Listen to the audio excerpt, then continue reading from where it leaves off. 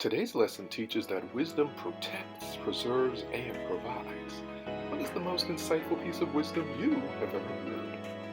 Though many regard the book of Proverbs as a collection of wise sayings from primarily King Solomon, we would do well to regard the Holy Spirit as the ultimate source. The Proverbs are just as timely to be practiced today as when they were first given. The first chapters of Proverbs are looked upon as a preface, an introduction that explains the book's scope, intention, and background. In most Bibles, Proverbs 1 is labeled as the purpose of Proverbs, and chapter 2 is considered as an invitation to the benefits of wisdom. Chapter 3 outlines the benefits of wisdom when they are applied because of one's trust in God, which brings us to our key verse for today, which reads, "Trust in the Lord with all your heart. Do not lean upon your own understanding." Proverbs chapter 3, verse 5.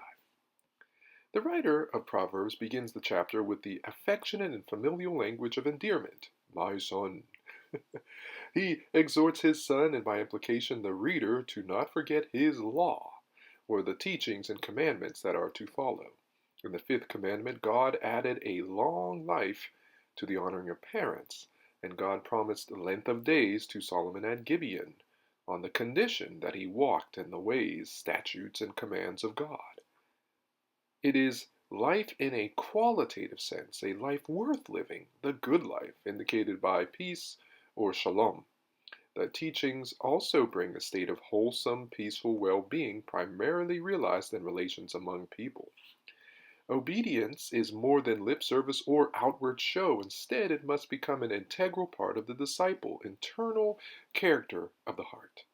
By binding and writing, the teacher is stressing that the teachings become a part of the disciple's nature.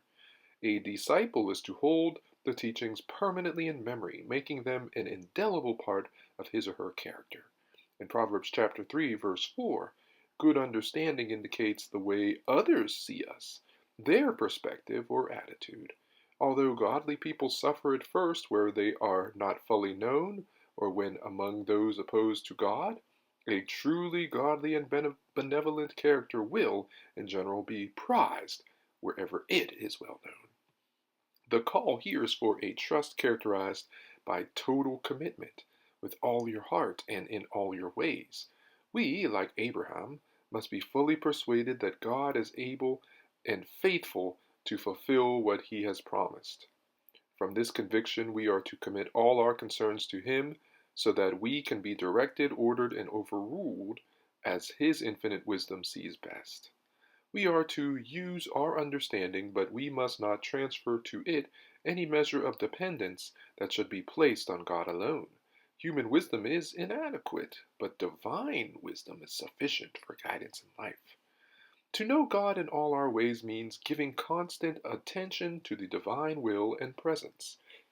When obedient faith is present, the Lord will direct, or literally make straight, the believer's paths in spite of difficulties and hindrances. Here the author urges us not to take ourselves too seriously, but to reverence the Lord and avoid evil. Trust in God means giving up confidence in oneself, honoring God with one's material wealth, and allowing God to become one's teacher and father. Even when one acquires wisdom, one must hold to the humility and not allow confidence in his or her intellect and learning to displace the demands of confidence in God and faith. Our possessions ought to be consecrated to God, spent in conscious obedience to his will and used for his glory, as in the sustenance of worship, the relief of the poor, the sick, the needy, the widow, and orphan. So here's our lesson. The final specific instruction warns the disciple not to rebel against the Lord's discipline, because it is evidence of his love. Abundant prosperity shall flow from honoring the Lord, but God sometimes sends affliction, and without this life would be incomplete. The verse provides the motive for submissiveness to God's corrections. They are the corrections of covenantal love.